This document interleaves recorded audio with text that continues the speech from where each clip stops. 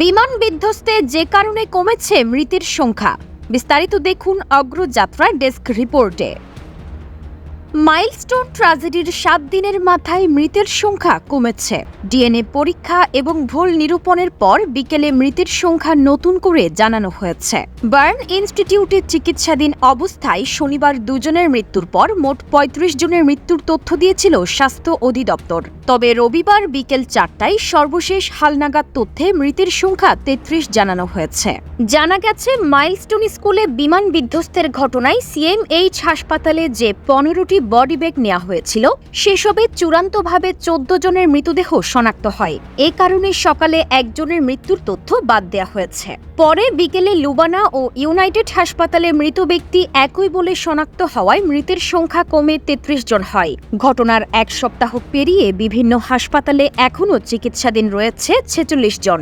এর মধ্যে জাতীয় বার্ন ও প্লাস্টিক সার্জারি ইনস্টিটিউটে 34 জন, সিএমএইচে 11 জন ও জাতীয় মানসিক স্বাস্থ্য ইনস্টিটিউট ও হাসপাতালে 1 জন চিকিৎসাধীন রয়েছে।